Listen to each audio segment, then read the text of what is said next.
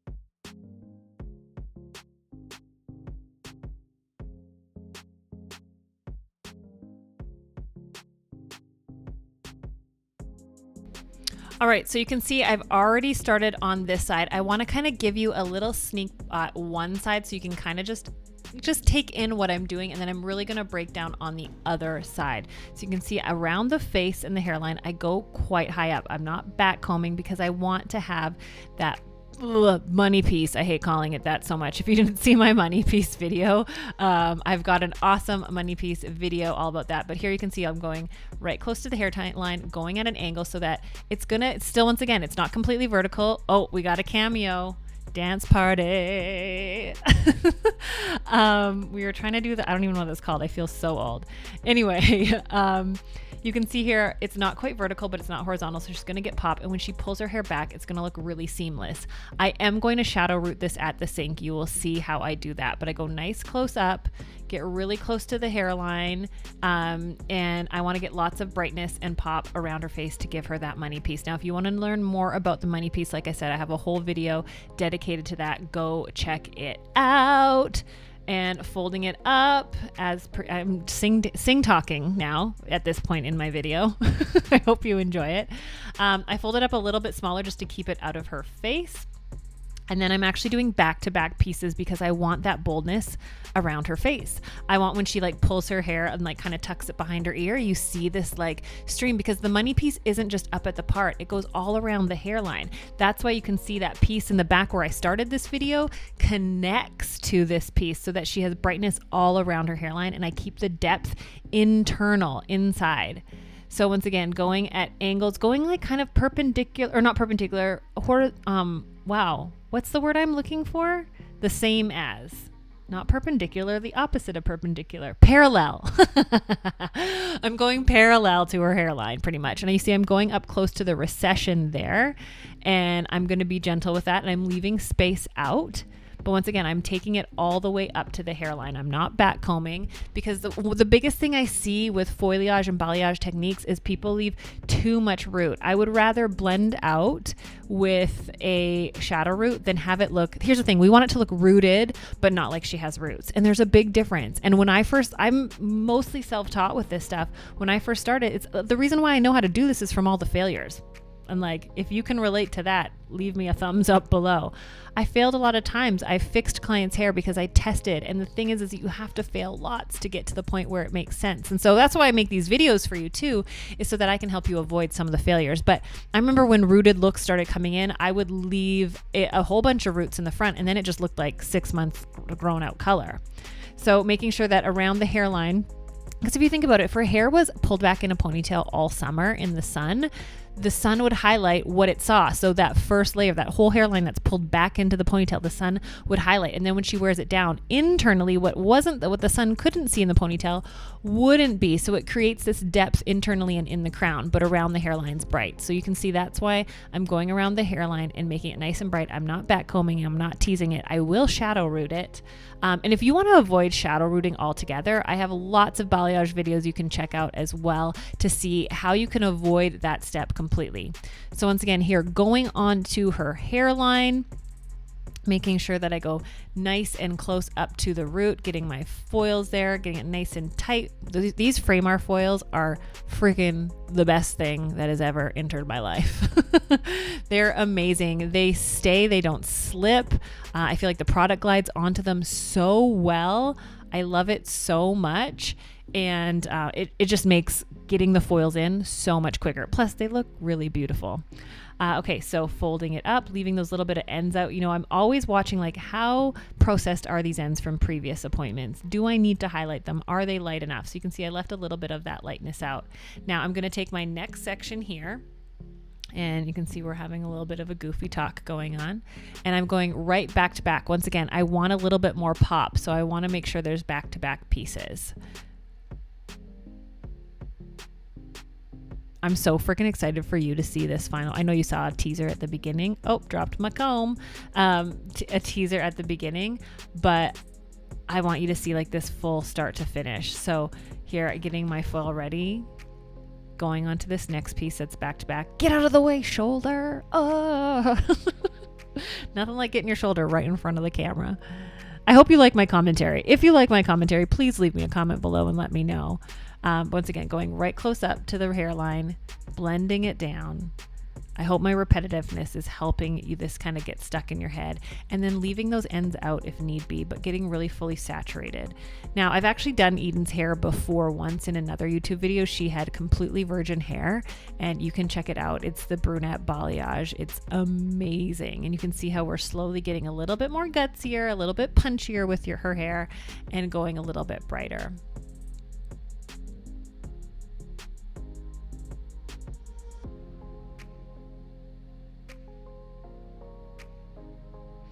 Oh, she's going in for a third back to back. As you can tell, I want it to be I want this pop in the front. I want to have brightness around her face. And I got bleach on my hand.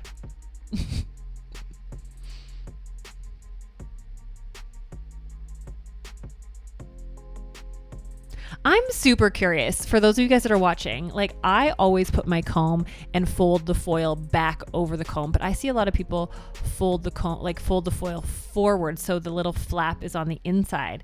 Let me know below, like in the comments. I'm so curious because I think I'm an oddball with this. I was just trained that way, and so I always fold it back and it's on the back side. But I'm curious, are you a hairstylist that folds it inward or outward?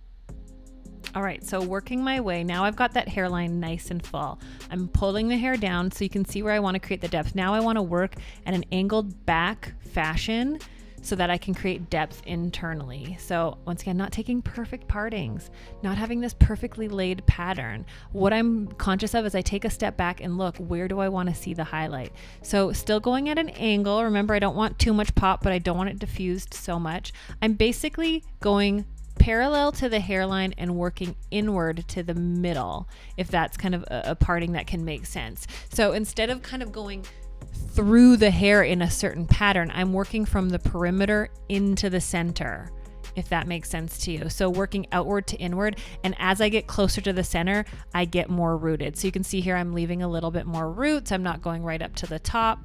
And then I'm going to start getting lower and lower as I work internally, creating that internal depth, which is going to look so freaking beautiful.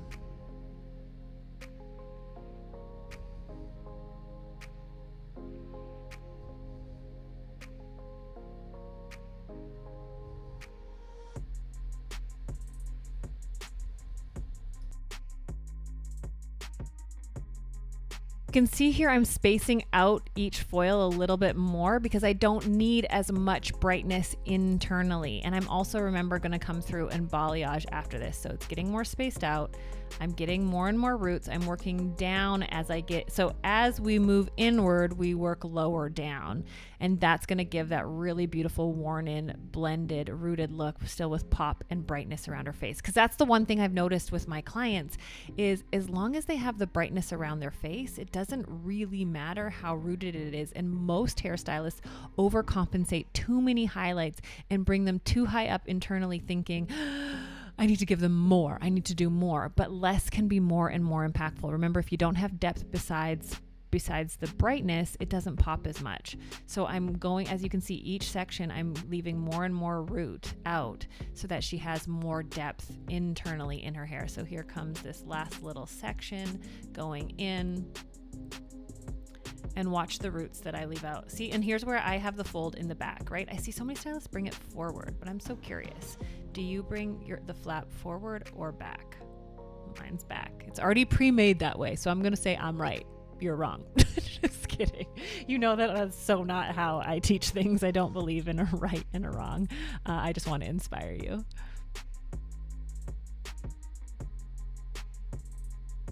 Also, can we talk about how these foils are perfect for the new salon renos? If you didn't go watch my salon reno video, oh my gosh. Okay, so here I'm still, instead of mixing up clay lightener, I just stuck with the flash lift and I'm using my balayage board and I'm going through and I'm blending it out. So just not, I didn't take all of the ends, but I just wanted to create more dimension and more brightness. I wanted to have a more impactful outcome for her. And so you can see here how I'm using the balayage board. I'm making sure it's really consistent all the way through, laying it gently down on the cape, making sure it doesn't sit. But if it touches other hair, it's okay. But this is how I went through. I clipped up, oh, stupid shoulder in the way again. I clipped up some of her hair, and then I'd pull it out, and I'd kind of take like every second-ish section. You can see I'm taking 2 sections in this piece because I'm just popping it on the ends to create a little bit more brightness and dimension. Those foils are going to create a brighter look, and then this is just going to kick up those existing old highlights there from the first time I balayaged her hair with open air, and just get it a little bit overall brighter because we're slowly easing Eden into brighter looking hair.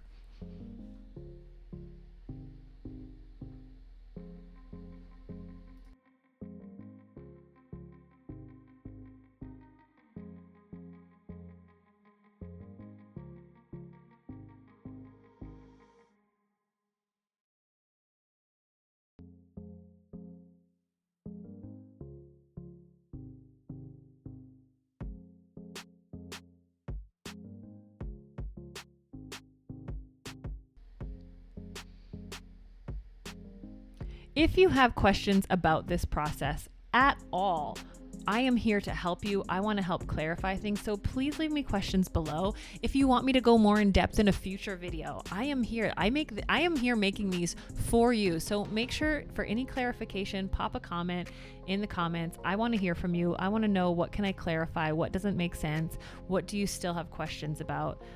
This is here for you to help you out.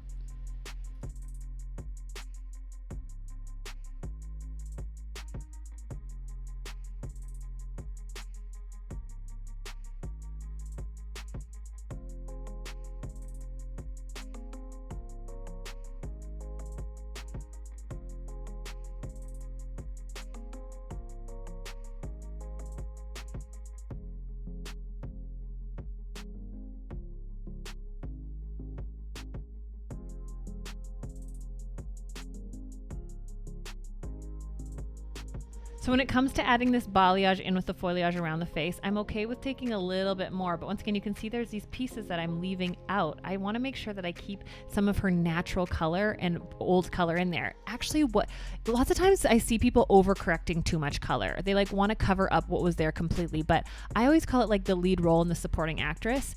The like orangey or brassy color that people don't like, it's just because there's too much of it, but it can actually be a really beautiful supporting role in the overall color. So use to what they've got to their benefit. Even if they don't like it, you can actually have it in the background, and it doesn't need to be the showstopper, but that existing warmth and her natural color that I'm leaving out is actually going to play a huge part and helping these highlights shine and be brighter. So know that it's okay. You don't have to cover every single piece of hair, and it actually can take away from the impact. If I went through and balayaged every single one of her ends plus the foils, then her ends would look more like a solid color. But I want to create dimension, movement, blend. I basically want to give her Victoria's Secret hair, which I think we hit bang on. So you can see here, I'm not taking every single section, but I'm okay with going a little bit brighter around the face.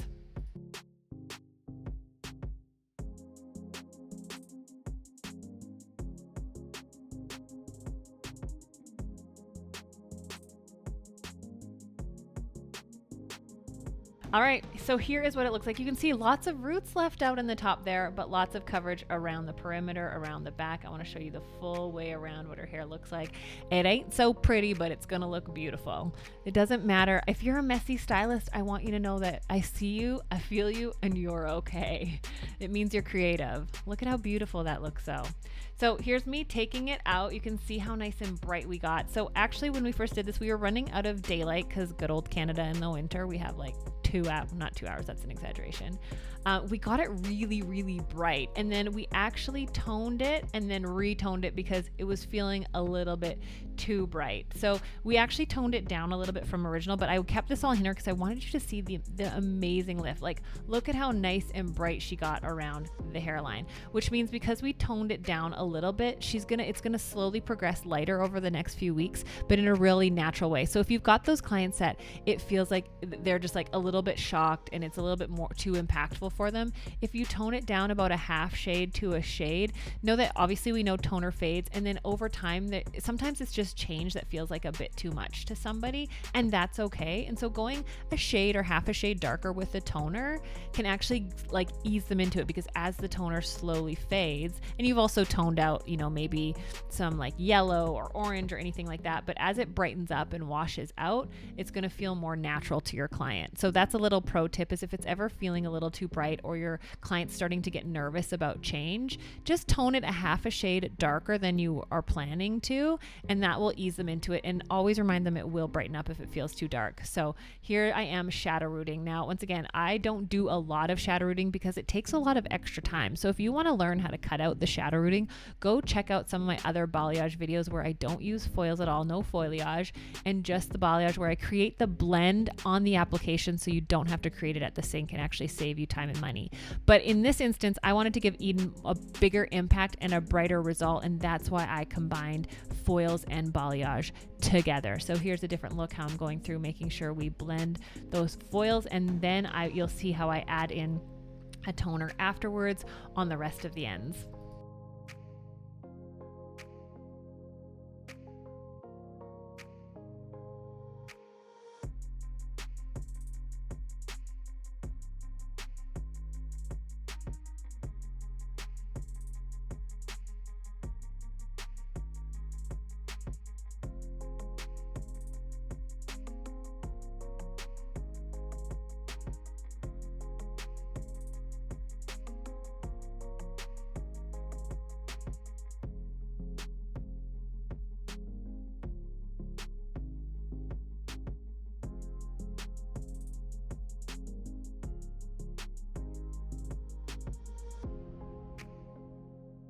I'm probably breaking all sorts of rules here, but I really like flash toning, and I'm like a messy toner. I just want to get it on there, and I've never had any issues with it. So I know a lot of people say, and I know manufacturers' instructions say tone for 20 minutes, and by all means, if that's what you do and it works well for you, awesome. But I want to let you know that if you bend the rules, if you break the rules, like, you got to know them first. But here, I'm just slapping it on. I don't take my client back to the chair. I don't section it all out perfectly, and I've never had an issue with it. I make sure I get through there really thoroughly, and I'm applying it really heavily, but I flash tone. I leave it on about 5-10 minutes, and I just slather it on. Now, I try not to lather it up too much because I don't want to stop it working, but I do work it in there. And so I want you to know that if you feel anxious, or you've gone to a class where they say you must do it this way, and you felt like, oh my gosh, I was never taught this way, and this isn't how I do it, and I've been doing everything wrong. I feel you, I see you, and you're not.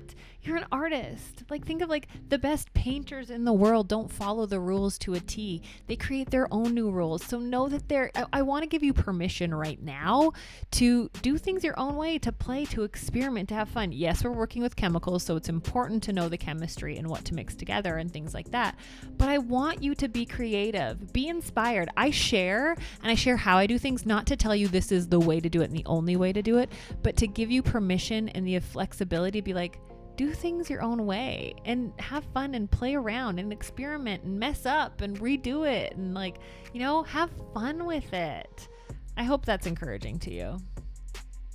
So here I am going through, just checking her toner. It was nice and bright. Like I said, we ran out of daylight, so I'm so bummed, but I did get a picture from Eden in some daylight, but you can see like how much brighter it is. We got it past that blorangey stage, and it looks so much softer, more natural. I'm freaking in love with it.